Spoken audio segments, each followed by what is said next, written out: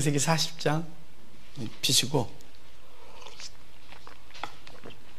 창세기 전체를 한번 쭉 또 한번 훑고, 그리고 오늘 가능하면 다 마칩시다. 매번 이러는데 하다 보면 또 이렇게 할 말이 많은 거예요. 그럴 것 같아요. 조 목사님 맨날 마친대.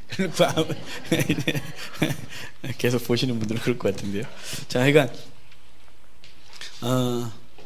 창세기는 3개의 사건과 4명의 족장 이야기다 그랬어요. 그래서 1, 2, 6, 7, 7 이런 식으로 기억하기로 했고, 1장부터 5장까지가 창조, 6장부터 10장까지가 홍수, 11장이 바벨탑, 12장부터 아브라함, 이삭, 야곱, 요셉, 이 4명의 족장 이야기가 있다 그랬어요. 자, 1장부터 쭉 보면 1장은 6일 창조, 2장은 사람 창조, 3장은 그 인간의 타락, 4장은 살인 사건이 있죠. 그리고 5장에 족보가 있고, 6장에 사람 지었음을 한탄하고, 7장에 홍수 있어요. 그리고 8장에 나와서 단 쌓고, 9장에 노아의 할아버지의 수치 사건이 있어요. 10장에 노아의 족보, 11장에 바벨탑 사건과 셈의 족보로 해서 아브라함 얘기까지 이렇게 했어요. 12장부터 아브라함 얘기를 하랬죠.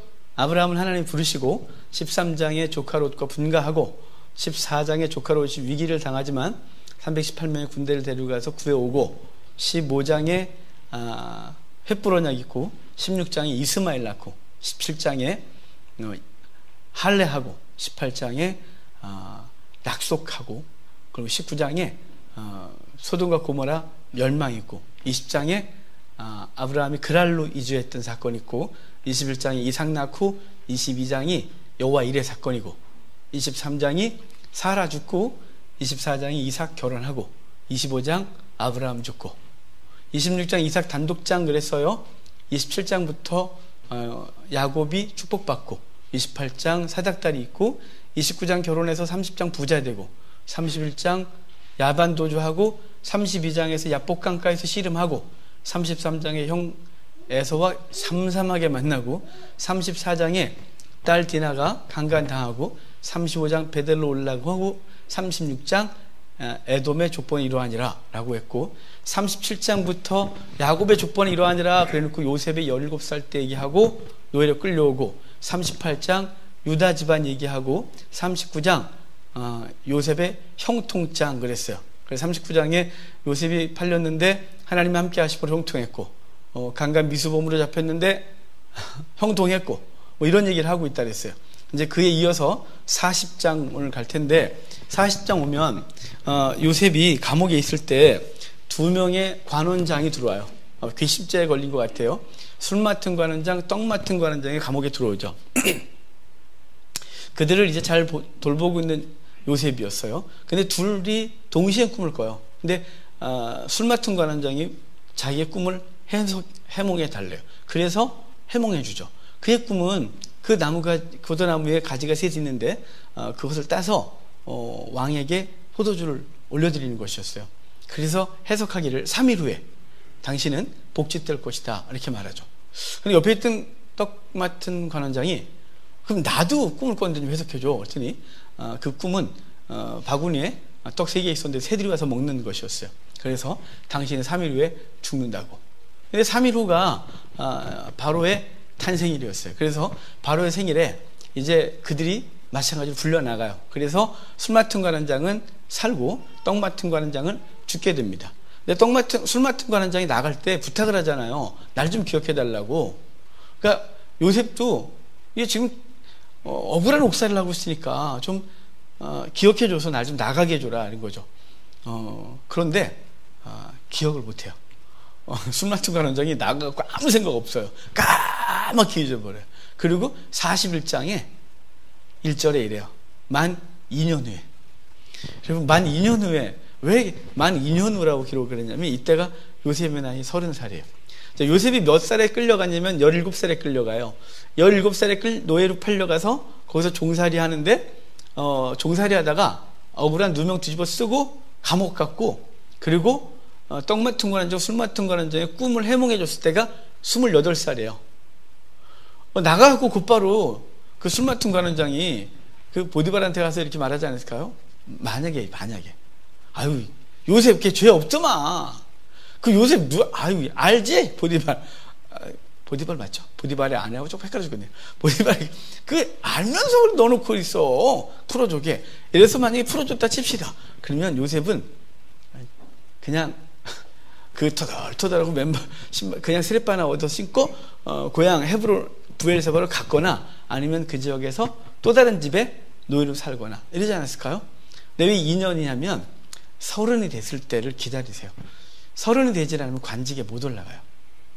30이 안 되면 미성숙한 사람으로 그 당시 사회가 인식했단 말이에요. 그러니까 28살에 놀라운 일을 벌여도 젊은 애가 잘 알아. 똑똑해. 똑똑하다. 야. 저희 집이나 한 채 줄게. 너 잘 살아. 이러고 좋겠지만 그는 민족을 건져야 될 사명을 갖고 하나님 앞에 부름받아 여기까지 온 거잖아요. 그래서 관직에 올라야 될 나이가 30살이에요. 그래서 30살이 됐을 때 이제 때가 된 거죠. 2년 동안 하나님을 기다렸고, 그리고 술 맡은 관원장은 까맣게 잊고 있었고, 그리고 요셉은 그 시간이 아마 가장 길었을걸요. 17살에 노예를 끌려와서 옥살이를 하면서도 종살이 옥살이 할 때도 그렇게 시간이 안 가지는 않았을 텐데 이 2년은 너무 오래 기다렸을 거예요. 왜냐하면 희망이 생겼잖아요. 이 사람이 나가서 자기의 억울함을 얘기해주고 풀어줄 수 있다고 하는 희망이 있었는데 이게 아무 소식이 없어요. 2년이 지난 후에 30살이 됐을 때요. 여러분, 하나님께서는 당신의 때가 있대요. 우린 되게 조급해요. 안 조급해요? 전 되게 조급해요. 저는 본능 아주 조급한 것 같고 사는 사람이에요. 저는 이렇게 이렇게 성격이 막 뭐 기다리지 못하고 막 이런. 지금은 많이 느긋해졌어요. 나이가 이제 웬만큼 됐는데 저도 하나님 섭리를 알고 인생을 지금까지 살았는데 지금까지 그러면 안 되죠. 저는 하여간 빨리 그러고 살았어요. 그리고 뭐든지 빨리 해야 되고, 그리고 그것을 빨리 이루지 않으면 불안해갖고 잠을 못 자고 남들보다 뒤처지는 것 같고 막 이게 너무 불안한 게 있었어요. 지금은 그런 게 좀 지금도 없지는 않겠지만 지금은 그래도 하나님의 계획하심이 있지, 하나님의 섭리하심이 있지, 이렇게 내가 분명히 모든 것이 다 준비되어 있다고 생각하는데 왜 하나님 일을 안 하시지? 라고 생각할 때도 옛날에 그것 때문에 너무 힘들었는데 이유를 모르겠고, 지금은 하나님의 때가 있지라는 거예요. 만 2년은 하나님의 때를 기다리게 하는 거예요. 만 2년 후에 바로가 꿈을 꿔요. 바로가 꿈을 꾸는데 그 꿈을 2번 반복해 꾸잖아요. 먼저 꿈을 이래요. 나일강 하수에서 7마리 통통한 암송아지가 올라왔어요. 근데 뒤에 나일강에서 삐썩 마른 암송아지 7이 올라와서 걔를 잡아먹는 꿈이었어요. 깜짝 놀랐겠죠? 근데 이어서 또 꿈을 꾸기를, 이번에는 통통한 7이삭이 있는데 후에 삐쩍 마른 7이삭이 나와서 그 통통한 7이삭을 먹는 꿈이에요. 그래가지고 그 꿈을 꾸고 나서 술사, 박사, 뭐 지혜 있는 자 다 불러놓고 그 꿈을 이야기해주고 해석해주라는데 아무도 해석을 못하는 거죠. 대체 뭔지를 알 수가 없는 거예요. 그때서야 숨맞춘 관원이 그 꿈을 잘 해석했던 그 옥에 있던 요셉이 기억나서 요셉을 불러 올려요. 저를 보면 요셉의 털을 다 밀고 올라왔대요. 목욕하고 싹 밀고 딱 밀었어요. 왜냐하면 이집트는 머리털을 부정하게 했기 때문에 팍팍 밀었어요. 그러니까 이집트는 대머리한테 복 있는 나라. 그러니까 미는 것이 복 있는 거룩한 거니까 우리처럼 머리가 좀 있으면 안 돼요. 다 밀어야 돼요. 수염 못 길러요. 고대 때 이집트가. 그래서 요셉이 다 밀고 왔어요. 그래서 꿈을 해석하라는데 꿈을 해석해줘요. 여러분 이제 지금 창세기에 이렇게 이 꿈이 나오고 또 앞으로 이제 꿈들이 이렇게 등장할 텐데 우리 요셉의 꿈 내가 저번 주에 했군요. 우리 요셉의 꿈. 그죠? 요셉 꿈 저번 주죠. 37장부터 했으니까 그래요. 이거 별하고 곡식단 얘기했어요. 근데 바로의 꿈도 그냥 풍년 있고 흉년 뒤따라와요. 이 정도가 아니라 이게 사실은 그 이집트의 상황을 그대로 묘사하고 있는 거예요. 이집트의 나일강에 가면 그 기둥이 있어요. 옛날부터 돌기둥을 세워놨어요. 강에. 그리고 눈금을 이렇게 그려놨어요. 수위를 알 수 있도록. 왜 그러냐면 나일강은 1년에 한 차례 범람을 해요. 나일강은 굉장히 일정한 강이에요. 그러니까 유프라테스나 티그리스는 그 범람하고 이런 게 불규칙해요. 그런데 나일강은 아주 규칙적이에요. 나일강은 빅토리아 호수하고 그 다음에 이집트의 타노 호수, 이디오피아의 타노 호수에서 이렇게 넘치는 물들 때문에 거기 비가 오면 빅토리아 호수는 그냥 꾸준히 흐르고요. 타나 호수가 굉장히 엄청난 범람을 일으켜요. 거기 황토물을 엄청나게 끌고 들어오는데 이게 이 물을 청나일이라고 그러고 빅토리아 호수에서 흐르는 걸 백나일이라고 그래요. 얘가 만나면 나일강을 이루거든요. 근데 이 나일강이 범람을 하는데 이쪽에 그 황토물, 비옥한 흙을 갖다가 나일강 삼각주에 쫙 이렇게 범람을 하면서 이렇게 덮어 씌워요. 그래서 거름준 효과를 주거든요. 그러니까 그 일정한 범람 때 그때 한 번 범람을 하는데 그 범람을 많이 하면 그러니까 걔네가 생각하기 예를 들어 숫자 5에서 10 정도까지가 가장 적당한 범람이고 그렇게 해야 풍년이라고 생각하면 그래서 이렇게 있어요. 그러니까 5보다 5 이하로 물이 범람을 하면 그 해는 기근이에요. 땅을 적신조도 않았고 그 다음에 비옥한 양분을 주질 못했기 때문에 소출이 적어요. 물을 갖다 대도. 그런데 또 10보다 넘으면 일반 주택단지까지 다 물에 잠겨갖고 재앙이에요. 이것도. 그러니까 범람을 하는 걸 보면서 그의 결실을 예측할 수 있었어요. 나일강은. 그러니까 7마리의 통통한 암송아지가 올라온 건 뭐냐면 나일강이 풍성하게 7년 동안 범람해 줄 걸 말하고 있는 거예요.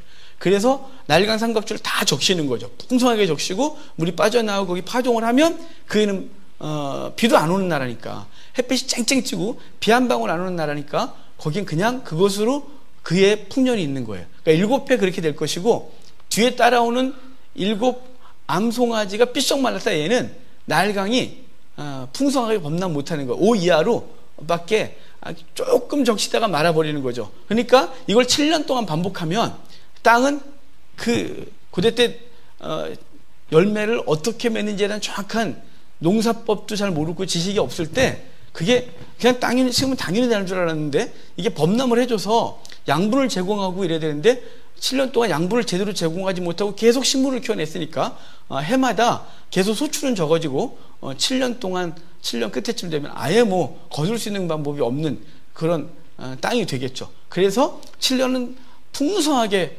나일강이 범람할 거고 7년은 아주 범람을 못하게 될 거예요.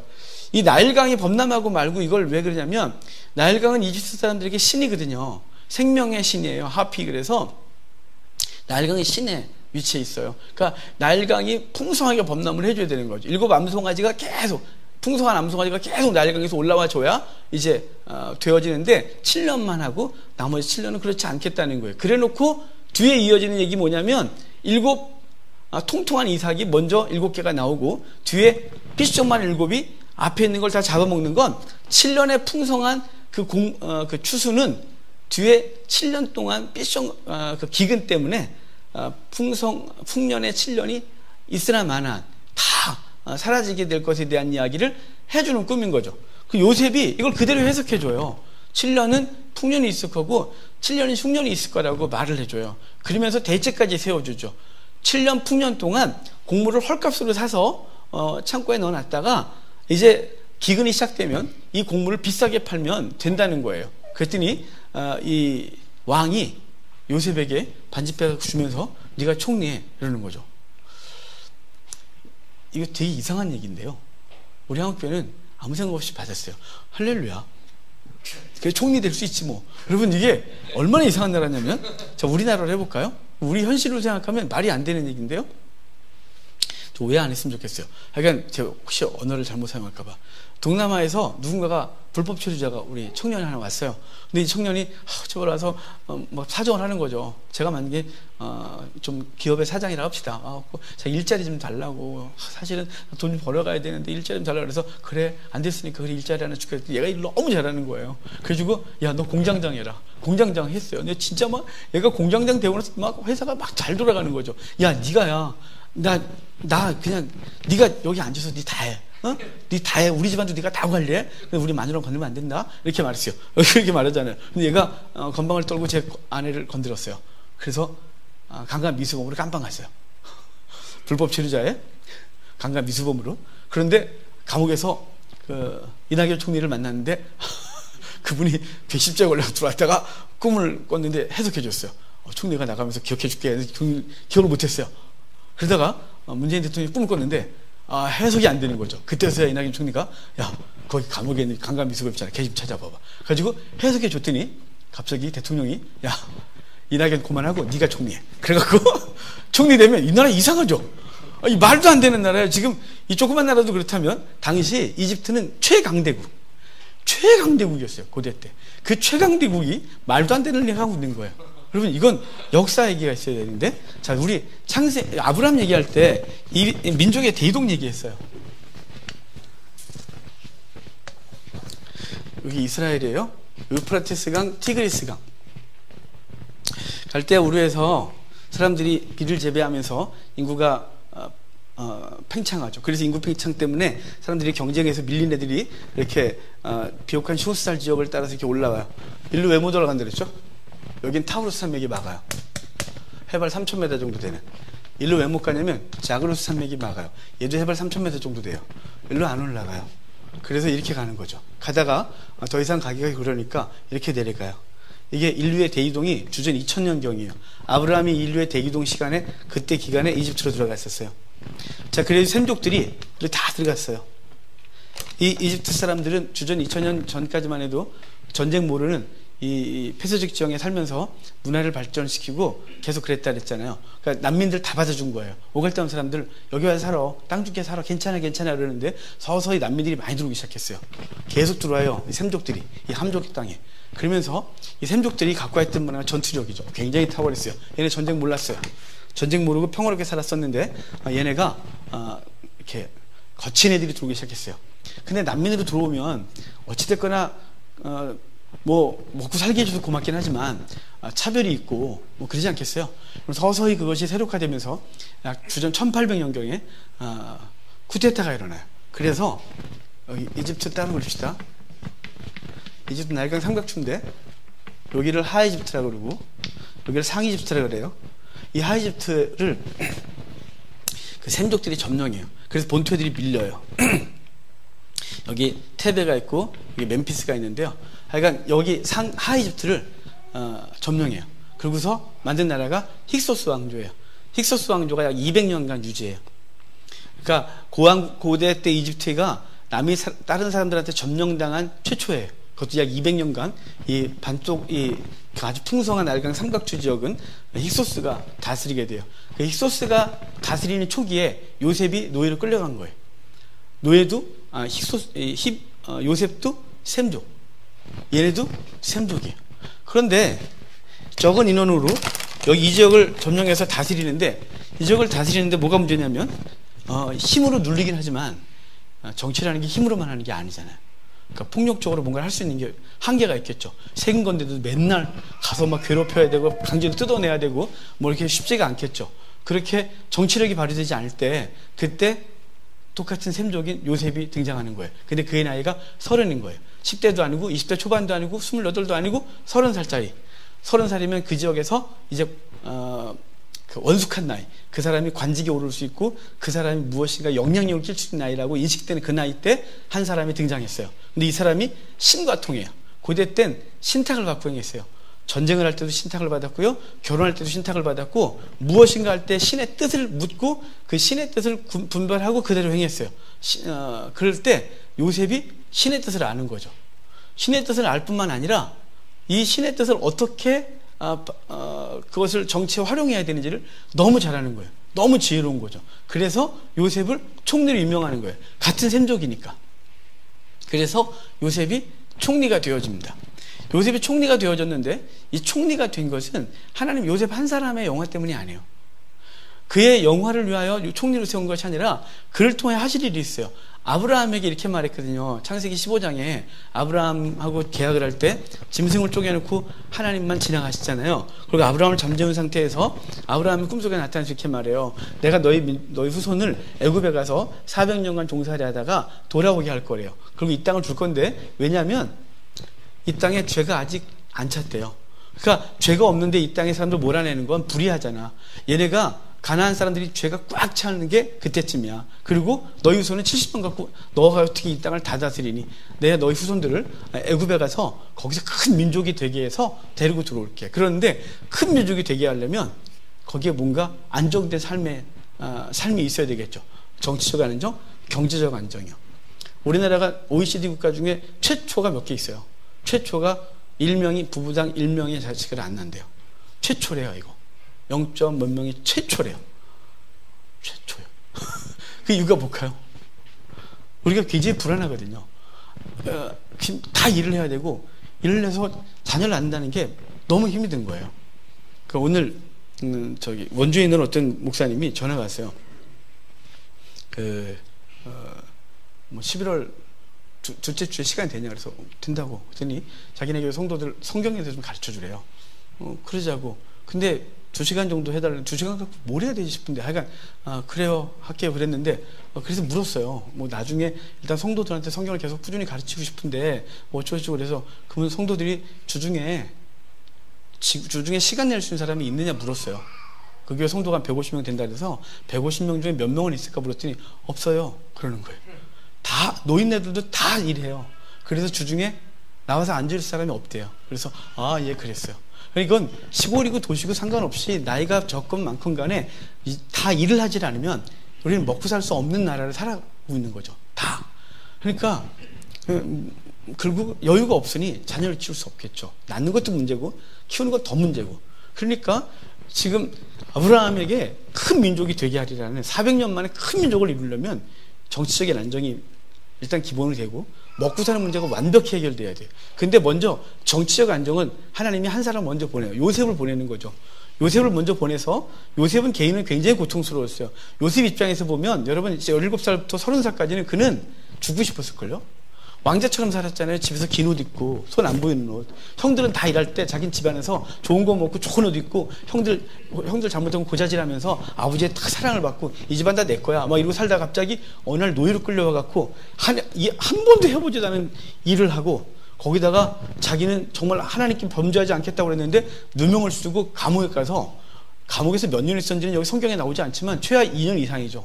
그 오랜 동안 감옥 생활하고 그러면서 살아가는 그는 개인적으로는 굉장히 고통스러운 시간이에요.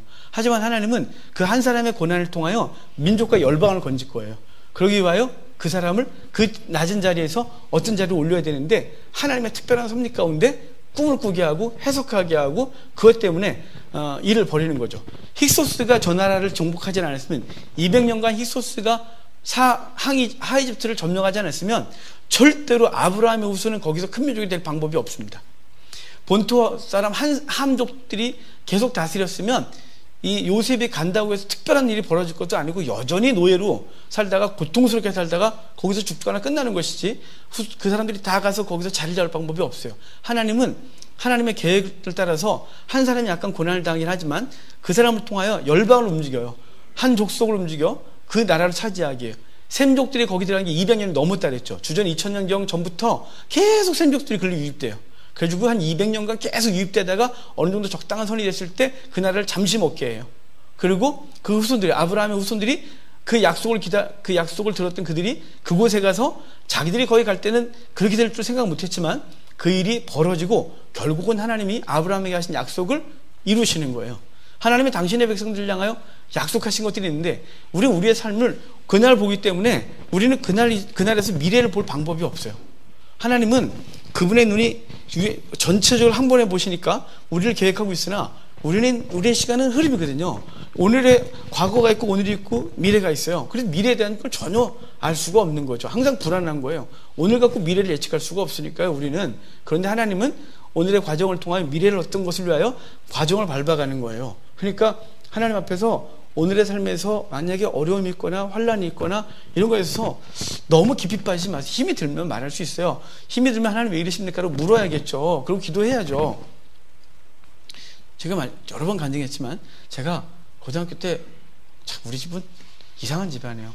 우리 아버지는 누군가를 죽이려고 베개 밑에 칼을 품고 주무셨고 그러면 무서운 집안이죠. 아침에 일어나면 아버지도 몰라요. 자기가 뭔 짓을 했는지. 주방에 칼을 갖다 꼭 베개 밑에 품고 주무셨어요. 자기도 왜 거길 갖다 놨는지 몰라요. 자기라니까 이상해. 우리 아버지도. 저는 우리 아버지한테 몇 번 죽을 뻔했거든요. 자다 말고 맞아 죽을 뻔하고. 갑자기 뭐가 보이나 봐요. 술 드시면 내가 딴 사람처럼 보이나 봐요. 아니, 너 올라 와. 그래가지고 너 누구지? 아버지 나야. 그래서 안 보이나 봐요. 저는 막 펴면 도망갈 수 없는데 펴면 정말 미칠 것 같고, 어떨 때는 막 목을 조르고, 어떨 때는 그 에프켈라통을 떼고 여기 머리가 다 깨지고, 정말 중고등학교 때 별일을 다 당했어요. 그러니까 저는 우리 아버지를 죽여야 되겠는 거예요. 제가 죽든지. 초등학교 때부터 중학교 때까지 제가 죽으려 했는데 좀 크니까 아버지가 죽어야 되겠어요. 그래서 우리 집은 제 생각에 우리 아버지가 죽든지 내가 죽든지 둘 중에 하나가 죽어야 이 세상에 모든 게 해결될 것 같은. 그런데 그렇다고 해서 제가 뭘 시도를 한 적은 없어요. 마음이 너무 힘드니까 자살 기도해도 안 되고, 그리고 희한하게 하여간 그래요. 이렇게 하나님이 안 죽일 사람, 이렇게 안 죽게 할 사람은 안 돼요.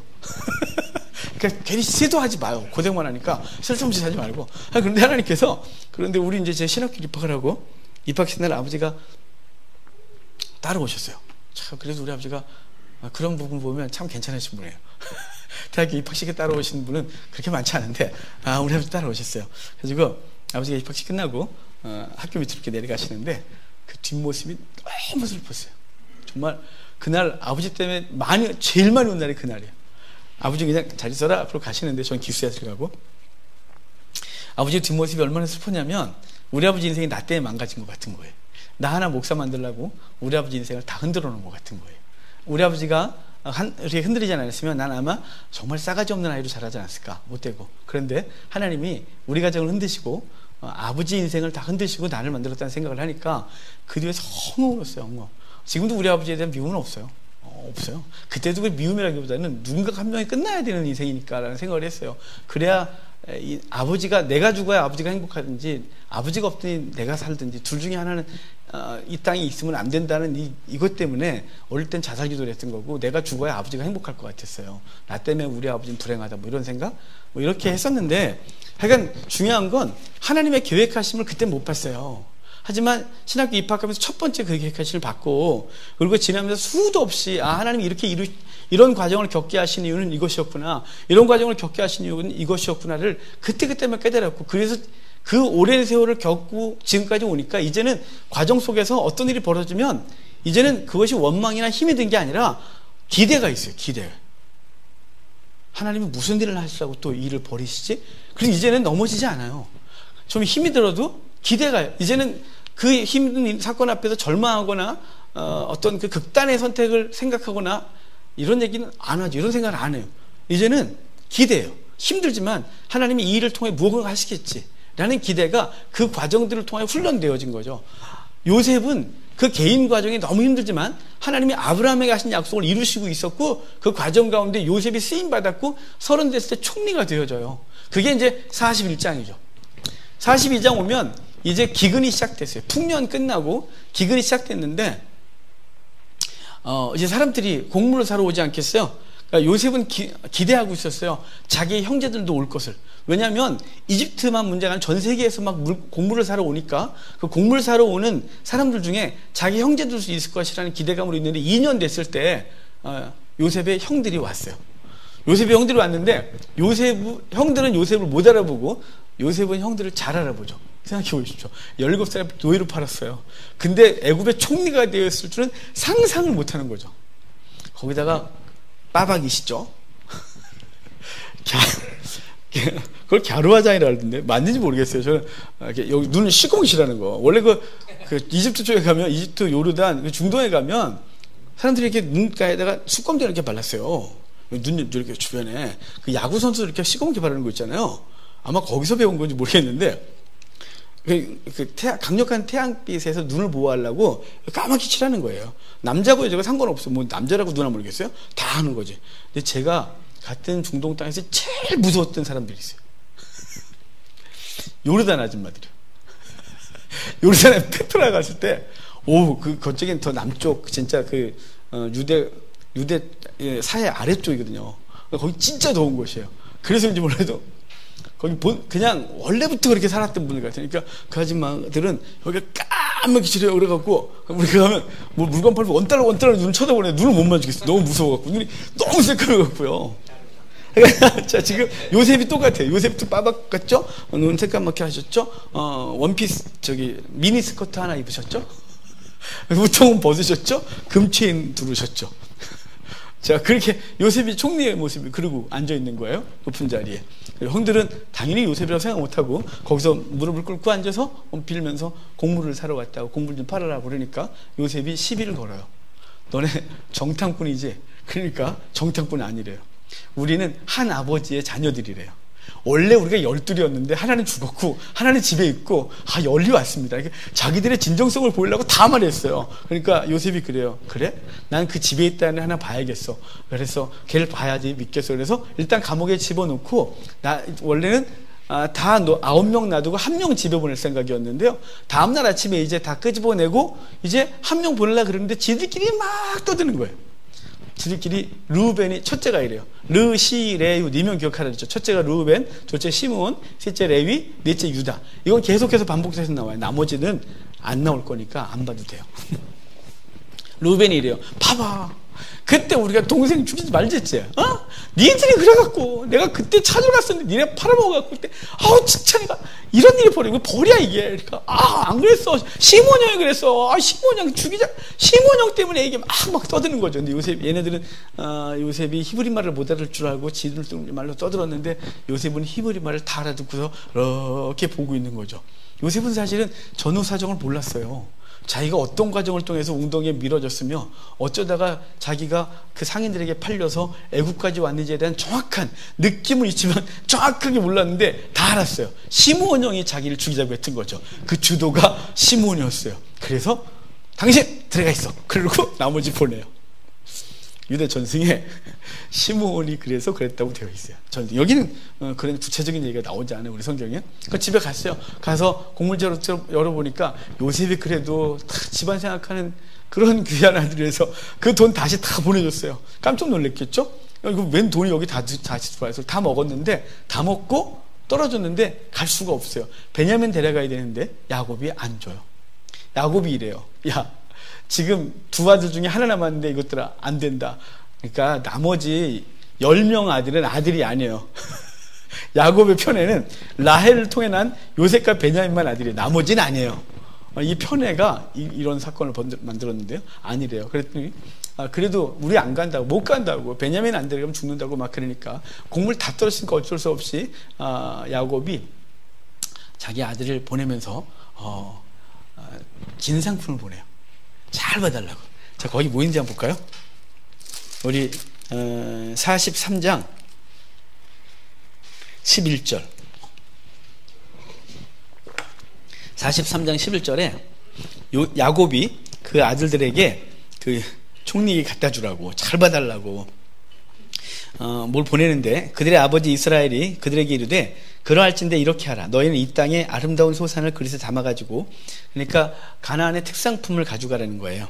내려가서 그 사람들에게 예물을 드릴지니 곧 유향 조금과 꿀 조금과 향품과 모략과 유향나무 열매와 감복숭아니라 그래요.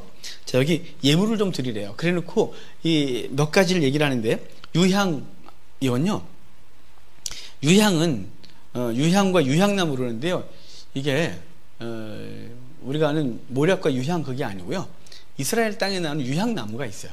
그건 약간 다른 건데, 그거와 꿀 조금이래요. 이 꿀은 우리가 먹는 꿀 아니에요. 벌꿀 아니에요. 여러분, 벌꿀은 가나안보다 애굽이 더 많아요. 애굽이 나일강 삼각주 곡창지대인데 꿀이 얼마나 많겠어요. 근데 그 꿀이 아니라 여기서 말하는 꿀은 무슨 꿀이냐면요, 주엽열매 꿀이에요. 주엽나무가 이스라엘의 특산품이었거든요.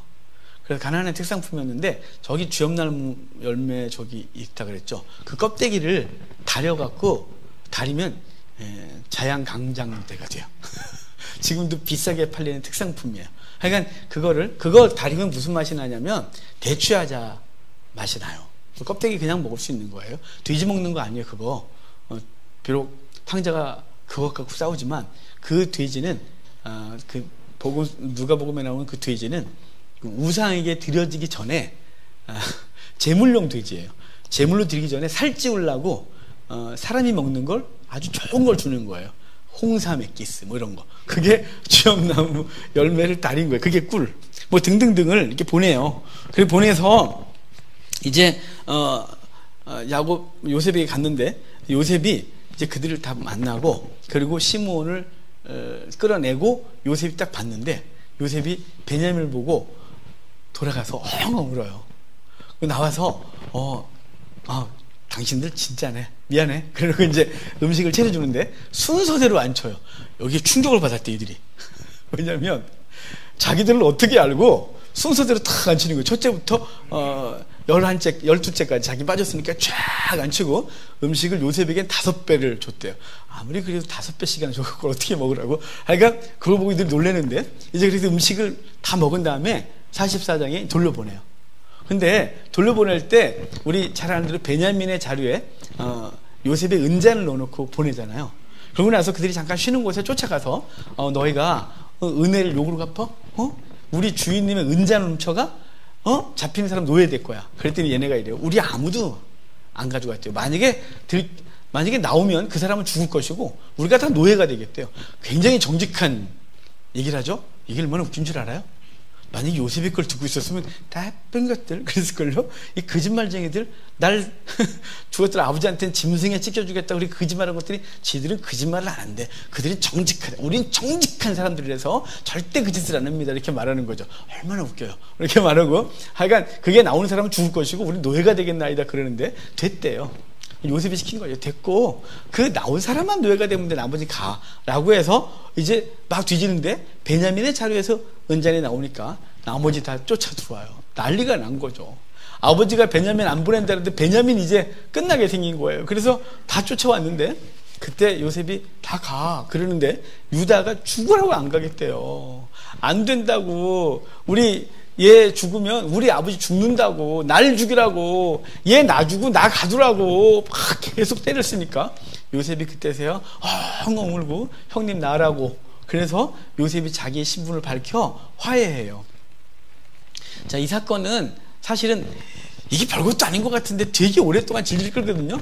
창세기 사건에서 지금 이 형제들이 곡물 사러 오고 또 갔다가 다시 오고 또 은잔하고 이렇게 속이고 이게 굉장히 양을 많이 차지해요.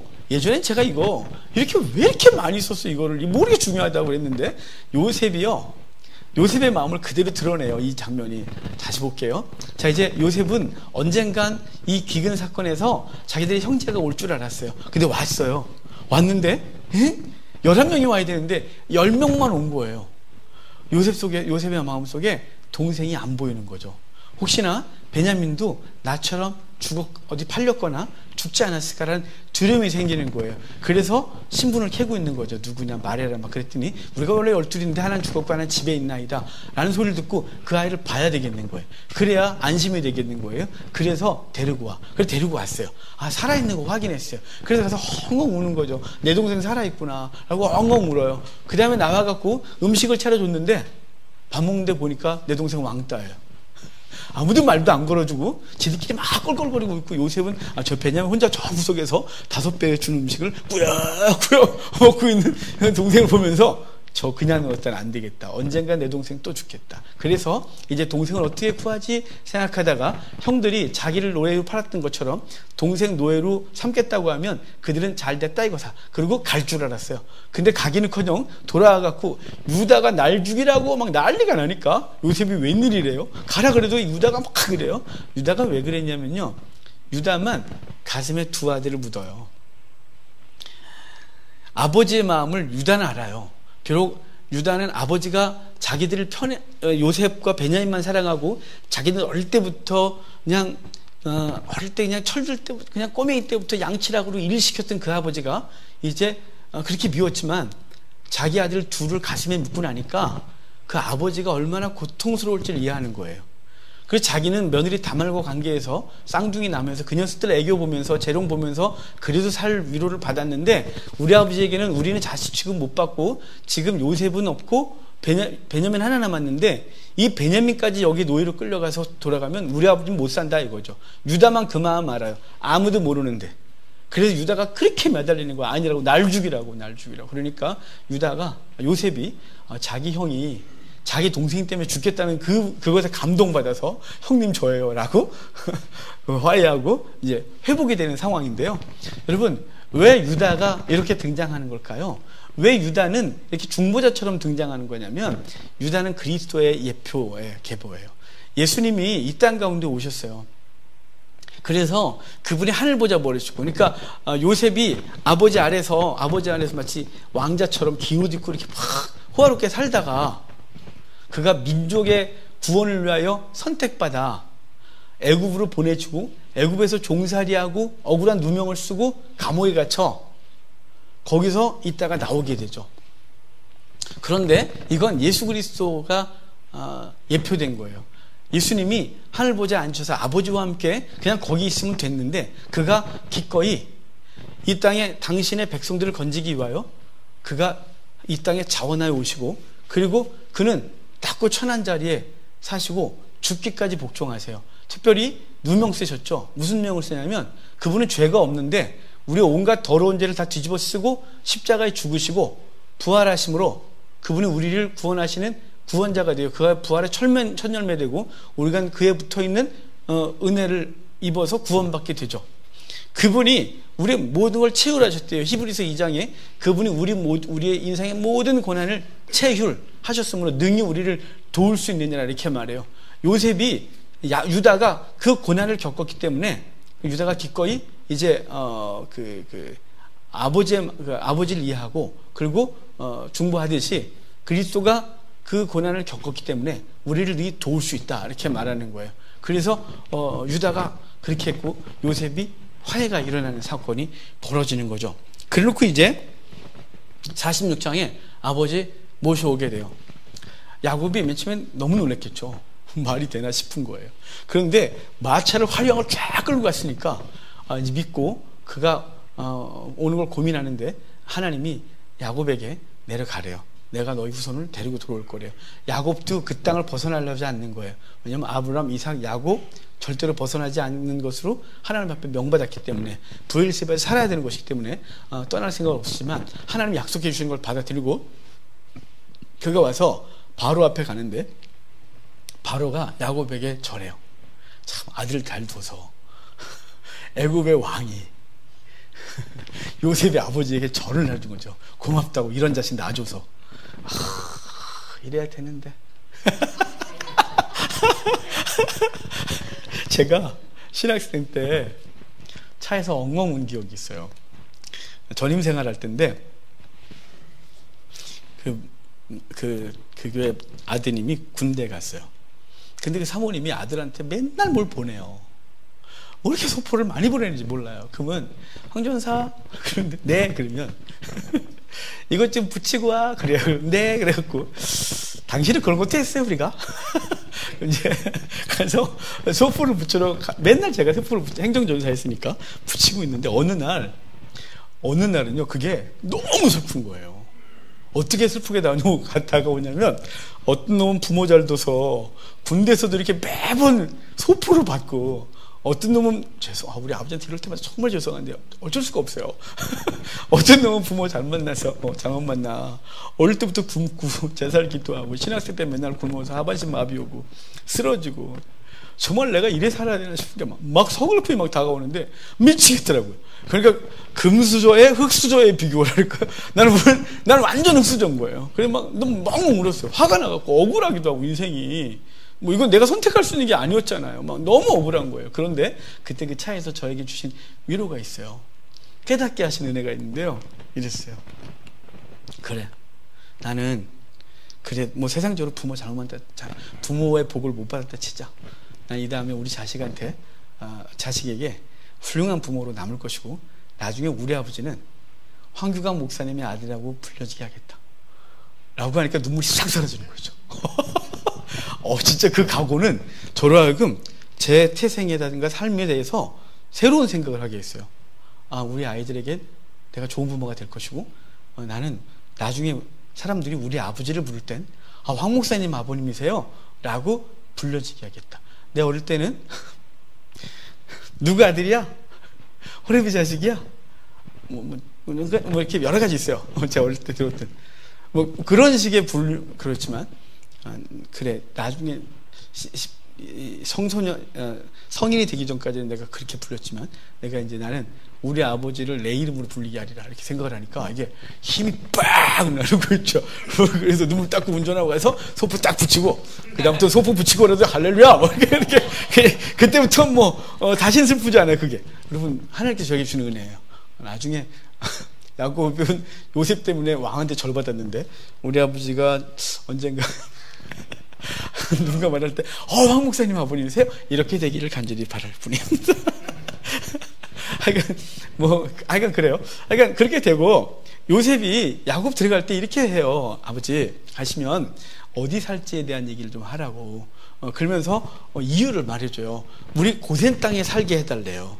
그러면서 고센 땅에 살게 해주시는데 이유는 당신들은 농업을 굉장히 존중하고 숭상하고 목축을 굉장히 부정하게 여기니까 우리가 목축하는 사람들이니까 우리가 왕의 짐승들도 다 기르고 우리가 다 해갖고 왕에게 다 바치겠다고 이런 식으로 얘기를 해서 그런데 이 중심에 들어와서 하면 안 되니까 땅을 더럽히니까 저 코너에 가서 하겠습니다. 그래서 고센 땅을 요구해요. 그 고센 땅을 허락받는데 여러분 고센 땅이 어디냐면 자 여기 아까 그림 그린 데서 제가 이렇게 부러진 거 쓰는 이유는요 이게 얇아갖고 잘 안 보인대요. 그래서 이거 두 번째 바꾼 거잖아요. 화이트보드는 또 빛난다고 안 되고 이거 했더니 또 이것도 빛난다 그러고 하여간 좋은 걸로 바꾸고 싶은데 뭐 아이디어가 안 떠올라요. 하여간 그런데 여기가 이스라엘이에요. 여기가 나일강 삼각주예요. 고센 땅이 어디냐면요 여기 있어요. 여기 고센이에요. 왜 여길 달라고 했냐면요 이유야 왕한테 나가서 이유는 우리가 당신들이 부정하게 여기는 목축을 여기서 하겠나이다라고 했지만 야곱과 요셉의 생각은 하나님이 언젠가 나가 그럴 거니까 곧바로 나갈 생각하고 여기 정한 거예요. 이들의 마음은 이 땅에 있는 거예요. 이들의 마음은 여기 있지 않아요. 이 풍요로운 땅, 야 여기 정착해서 여기 눌러 앉자고 이렇게 좋은 땅이 있어 그래? 이렇게 생각하지 않고 이 풍요로운 땅을 보고 있지만 이 거칠어 보이는 이 땅을 언제나 가겠다는 이 마음으로 살고 있는 거예요. 여러분 우리 이 땅에 살지만 여기 마음 너무 많이 두지 마세요. 우리는 저 하늘에 둬야 돼요. 그래서 바울은 우리의 시민권이 하늘에 있다 라고 말하고 우리는 표대를 향하여 달려가느라고 말해요. 표대가 흐트러지면 이 땅이 그렇게 좋아 보여요. 이 땅 것이 최고의 가치가 있어 보여요. 그런데요 아니에요. 우리는 본향이 저기거든요. 그래서 하나님께서 우리를 부르실 날 우리를 우주적으로 예수 그리스도 임하여 이 땅을 심판하고 주의 백성들을 건질 그날을 소망하면서 오늘을 사는 거예요. 제가 20대 때까지만 해도 우리 한국교회에 유행했던 노래와 그리고 가치관이 있었어요. 그게 재림에 대한 거예요. 재림신앙이 탁월했어요. 그때는 그래도. 그래서 찬양도 재림 찬양을 참 많이 했고 재림에 대한 얘기 많이 했는데 이단들이 자꾸 이상한 소리를 하는 바람에 재림 얘기하거나 뭐 그러면 이단 같아져갖고 그러는지 얘기도 없고 아니 이 땅이 너무 잘 살게 됐으니까 이 땅이 좋은데 주님이 오라 하면 너무 아쉬워서 아직 누리지 못한 게 있는데 벌써 오라십니까? 그럴까봐 재림 얘기 안 해줬어요. 재림 얘기를 안 한다는 반증은 뭐냐면 이 땅의 마음을 많이 두고 있다는 거죠. 여러분 이 땅의 삶은 100년밖에 못 가요. 우리가 아무리 떵떵거리고 살아도 100년이에요. 여기 땅을 달랬던 것처럼 우리도 우리의 마음은 항상 고센에 있는 거예요. 그래서 하나님이 와 그러면 네 그리고 언제나 떠날 준비하지 않으면 우리 이 땅에 마음을 너무 두게 돼요. 고센 땅 달라는 이유예요. 그래놓고 이제 47장에 요셉의 토지법이 있는데 이 토지법이 뭐냐면 사실은 그 7년 풍년 7년 기근 사건을 정리한 거예요. 7년 풍년 때는 사람들이 곡물이 남아도니까 나라에 헐값으로 막 팔았어요. 요셉은 다 산다 그러고 얼마나 바보 취급했을까요? 백성들이. 저 바보 아니야 저것들은? 힉소스 저것들은 진짜 바보야. 진짜 저런 바보들이 있어. 계속 사 저것들은. 정말 미쳤어 저것들은. 이러면서 계속 싸게 팔았어요. 7년 딱 되니까 8년째 기근이 생기니까 어마어마하게 비싸게 파는 거죠. 1년 만에 재산 다 떨어졌어요.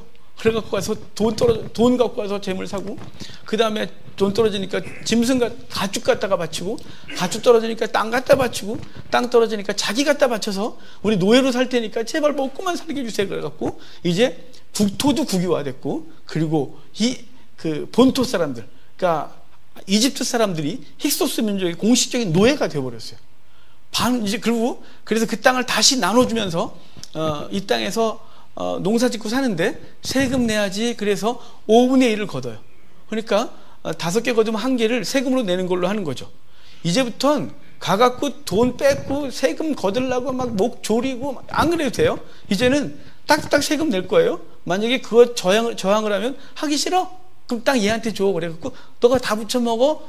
나한테 세금 잘 내고 이러는 거죠. 이제 싸울 필요 없어요. 죽이니 살리니 할 거 없어요. 공식적으로 힉소스는 부강한 나라가 되게 돼 있어요. 정부가 나라를 통치하는데 전혀 문제가 생기질 않았어요. 그래서 힉소스가 200년간 튼튼한 나라를 만드는데 기초가 7년 풍년 7년 6년이에요.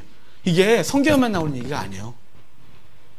이 성경 얘기가 아니라, 성경에만 있는 게 아니라 7년 기근 석비라고 고고학 유물이 있어요. 그때 어떤 여인이 애굽에 가서 곡물 좀 살려고 그랬는데 요셉이 안 판다고, 제발 팔게 해달라고 그런 걸 써놓은, 저 죽어나 사람들 죽고 있다고 제발 곡물 좀 팔라고 했던, 그것 좀 살 수 있도록 허락해달라고 하는 그 비석이 이렇게 있어요.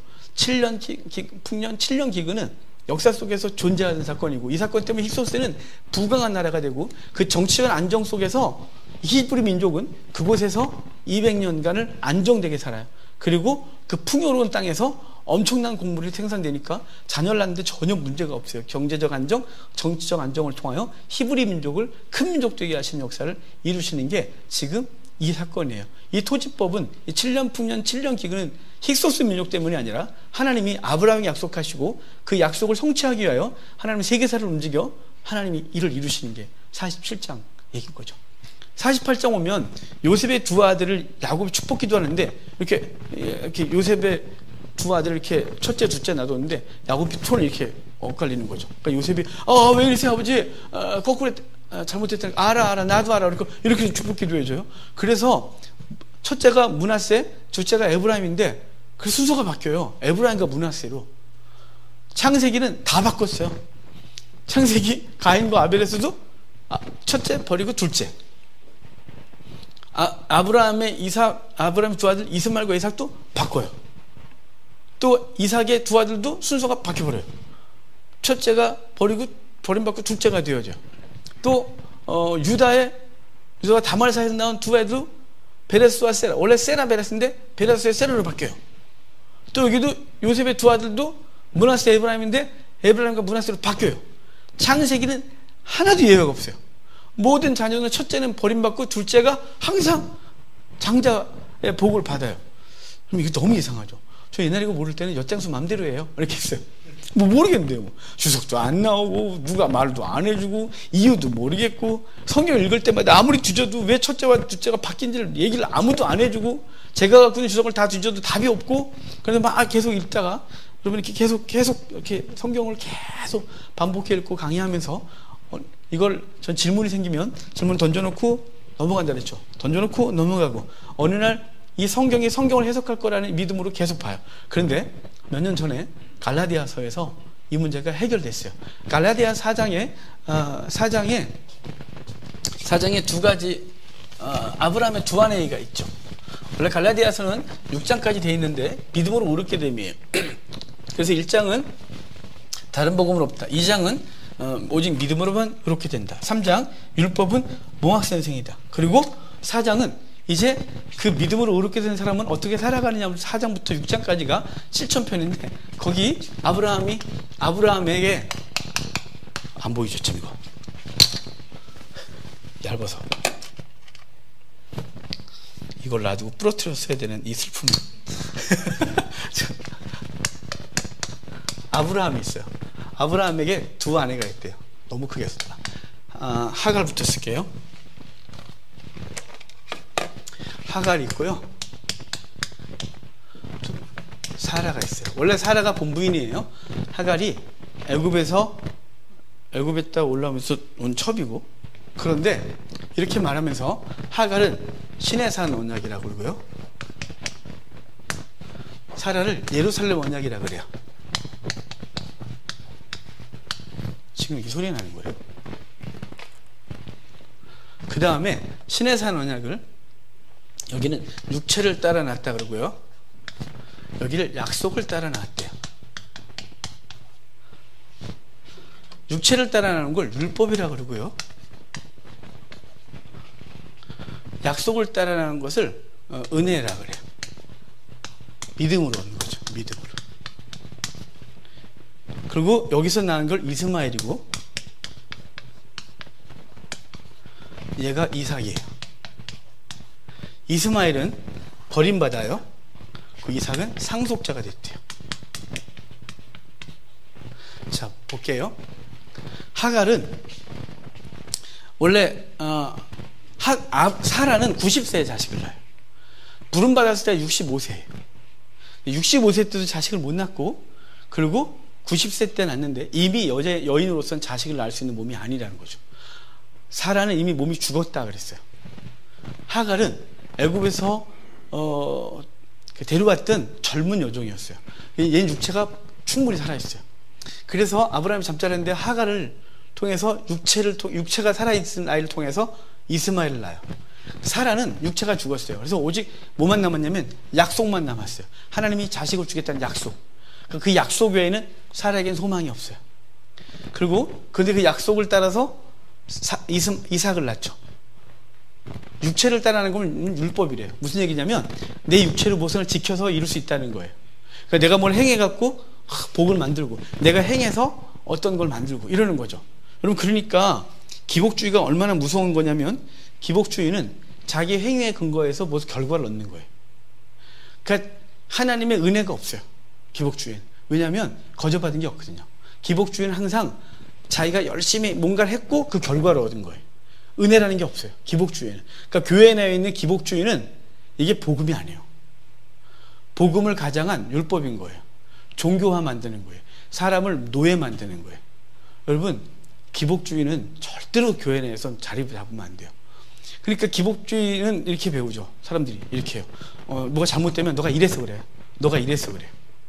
거기까지는 뭐 느낌이 오는데, 여러분, 그러면 잘된 건 지가 잘나서 한 거예요?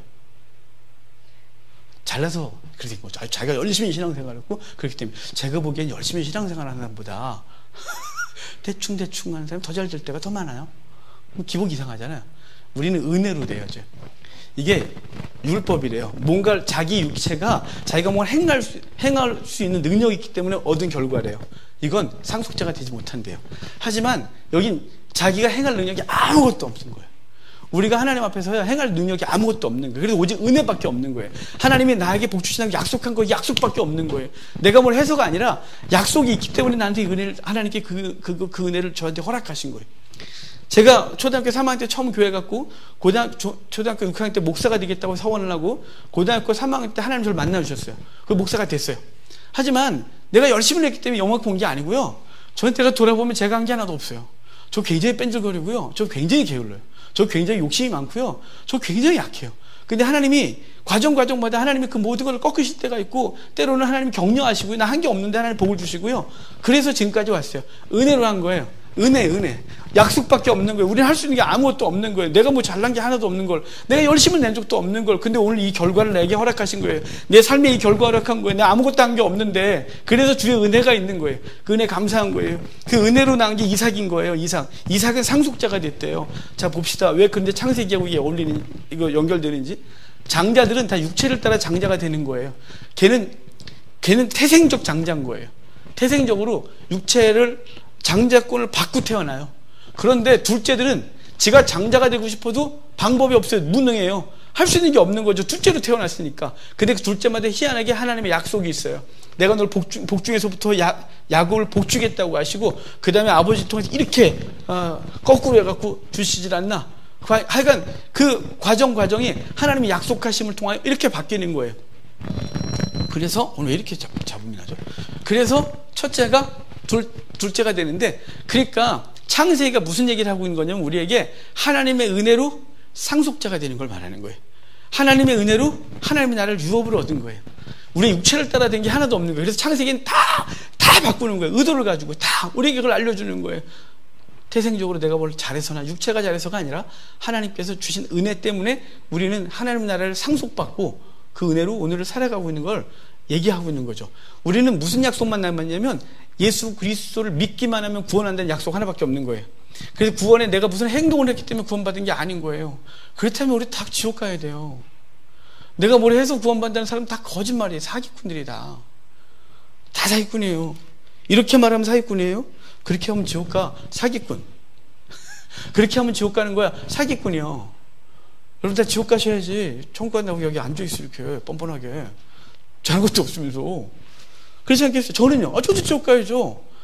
제가 뒤에서 얼마나 나쁜 짓을 하는데 마음속으로 얼마나 누군가를 미워하고 뒤에서 뒤통수를 치면서 이렇게 하는데요. 저 지옥 가야죠. 우리의 행위로 구원받을 방법이 없어요. 그 은혜에 감사해서 기꺼이 그 은혜 때문에 살아가고 있는 거죠. 나 같은 거 구원하신 그 하나님, 그 절망의 사례에서 날 건져내셔서 그래도 나를 사람답게 살게 하신 그 놀라운 은혜, 나를 구원하셔서 천국 백성 삼으신 아버지의 은혜, 내 죄를 기억지도 않으신다는 그 하나님의 은혜, 나 때문에 죽으신 예수 그리스도의 은혜 때문에 오늘 우리의 성도로 살아가는 거예요. 기꺼이 세상적인 삶들을 내려놓고, 할 수 있지만 내려놓고 기꺼이 그분이 원하시는 길을 가는 거예요. 구원 받았기 때문에 그 은혜에 감격해서. 그러다가 실수하고 넘어질 수 있고 때로는 하나님과 좀 멀어지기도 하고, 하지만 그것 때문에 지옥 가고 그러는 게 아니에요. 누군가 저한테 그러더라고요. 그럼 다 뭐 막 살죠. 막 살아보세요. 사라지나. 안 돼요. 이게 안 사라져요. 저도 살아보고 싶었어요. 한때. 그냥 구원 어차피 죽을 때쯤 돼갖고 주여. 그래갖고 근데 그걸 뭘 내가 이렇게 버벅거리고 살아가나. 은혜 없을 때죠. 은혜 없을 때. 그렇지만 이거 바꾼 이유는, 창세기 다 바꾼 이유는 육체로 하는 것이 아니라 약속으로요. 그 약속을 믿는 자마다, 그 약속 때문에 우리 천국에 삼으신 걸 48장 얘기를 하고, 49장에 야곱의 12아들 축복기도가 있어요. 그런데 그 축복기도에 빨리빨리 끝낼게요. 9시까지 끝냅시다. 르우벤은 오늘 작정했거든요. 끝내겠다고. 약속 지키려고. 르우벤은 첫째인데요. 르우벤이 비라를 건드렸잖아요. 그래서 아버지의 침상을 더럽혔다고 저주해요. 그래서 르우벤 지파에선 아무도 안 나와요. 선지자도 안 나오고 왕도 안 나오고 장군도 안 나오고 아무도 안 나와요. 지도자가. 신기하게. 시몬과 레위는 이래요. 시몬과 레위는 버림받아요. 시몬과 레위는 어떻게 했냐면, 너네는 자네하는 칼이라. 왜냐면 시몬과 레위가 세겜에서 할례하라고 그러고 다 칼질했잖아요. 그래서 그 때문에 자기가 오다가 라헬이 죽잖아요. 급하게. 베냐민한테. 한이 맺혔어요. 이 시몬과 레위 이놈들. 그래갖고 너네들은 뭉치면 칼질하니까 흩어질 거. 그래서 시몬은 나중에 가나안 땅 가서 사라져요. 없어져요. 그리고 레위는 48개 성읍으로 흩어져서 살아요. 예언대로. 그리고 유다는 홀이 끊어지지 않겠다고 예수 그리스도가 그 지파에서 나올 걸, 구세주가 나올 걸 약속하셔서 유다 지파에서 그리스도가 나와요. 나머지는 몰라도 돼요. 자, 그리고 50장 가면 50장에 두 개의 장례가 나와요. 하나는 야곱의 장례, 하나는 요셉의 장례예요. 여러분, 야곱의 장례는요 이래요. 야곱이 죽으니까 요셉의 그 권세 때문에 왕의 장례처럼 치러요. 그러니까 왕처럼 미라 만들고 탁 해요. 그래갖고 피라미드에다 넣는 게 아니라 야곱은 어디로 오냐면 헤브론으로 와요. 헤브론. 이 헤브론으로 온 거 뭐냐면, 그 야곱의 70 후손들과 그리고 애굽의 모든 관리들이 다 따라와요. 장례식을 쫙 따라와서 헤브론에 장례 치려고 가는데, 이 장례의 목적은 뭐냐면, 메시지가 뭐냐면, 우린 나갈 거야.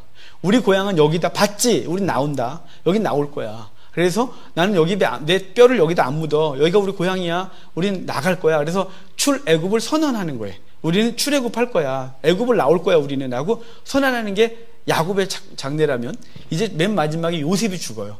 근데 요셉도 나올 수 있는 권세가 있잖아요. 나도 화려하게 저기 꽃가마 말고 금가마 만들어서 날 데리고 나가라. 이게 아니라 날 여기다 묻는데, 하나님께서 우리 민족을 애굽에서 건져낼 거니까 그때 내 뼈 가지고서 세겜에다 묻어 그래요. 세겜은 야곱이 세겜 땅을 샀잖아요. 그러고서 왔잖아요. 야곱의 그 장자권을 누가 받냐면 요셉이 받고, 요셉의 장자권을 에브라임이 받는데, 에브라임 그 지파가 여호수아가 그 뼈를 가지고 세겜에다 갖다 묻어요. 지금 요셉은 무슨 얘기를 하는 거냐면, 하나님이 우리를 반드시 끄집어낼 거니까 기다려. 그리고 나갈 때 내 뼈 가지고 나가. 자, 지금 야곱의 장례는 우리는 나갈 거야 라고 선언하는 거고, 요셉의 장례는 그걸 기다려. 하나님 우리를 반드시 언젠간 끄집어낼 거야. 이렇게 말하는 거죠. 자, 지금 예수 그리스도가 우리를 위해서 죽으시고 부활하셔서 그분이 어디 가냐면 하늘로 가셨어요. 그래서 하늘 보좌로 가셔서 거기에 앉으셨어요. 그리고 우리에게 기다리게 하셨어요. 때가 되면 내가 너희를 데리러 올 거라고. 그래서 우리에게 뭐냐면 기다리라고 하셨어요. 주의 강림을 기다리고 그 강림을 기다려서 반드시 우리가 가야 될 본향을 향하여 마음을 품고 살라고 하는 거죠. 그래서 창세기 50장을 그렇게 해서 마무리 짓는 거예요. 여러분 이번 한 주간도 창세기를 기억하면서 또 하나님 말씀 좀 보고 그분께서 이스라엘 백성들을 향한 계획, 그것은 단순히 이스라엘 위한 역사라면 얼마나 웃겨요. 그걸 우리가 쓸데없이 그걸 왜 보고 앉아있어요. 하나님은 성경을 통하여 전 인류를 향한 하나님의 구원 계획, 그리고 성도를 향한 그 하나님의 인생 계획을 다 갖고 계신 사실을 기억하고 이걸 보면서 하나님이 나를 향한 계획이 어떠신지, 그리고 내가 어떤 위치에 와 있는지, 그리고 그분 앞에서 나는 오늘 어떻게 살아야 되는지를 항상 기억하고 성도로 살아갑시다. 한국교회가 힘을 잃어가고 있지만 그래도 하나님은 그 힘을 잃어가는 곳에서 한두 사람을 세우시고 그 사람을 통하여 다시 한국교회를 새롭게 하고 건강하게 할 겁니다. 한국교회가 지금 욕을 많이 먹고 무너져 가지만 한편으로는 긍정적인 생각을 하면 그 껍데기들 다 날아가고 있는 거예요. 쭉정이 다 날아가고 있는 거예요. 우리 속에 그동안 허세 부렸던 거 다 날아가는 거예요. 큰 덩어리, 규모, 그리고 세속적인 거, 기복주의인 거, 물량주의 다 날아가는 거예요. 오직 이제 뭐만 남을 거냐면 하나님 앞에 이 세속에 물들지 않고 바르게 성도로 살아가겠다고 하는 사람들만 남을 거고, 그런 교회들이 이 땅에서 등대 역할을 할 거예요. 우리가 하나님 앞에서 그렇게 살아가길 주님을 축복합니다.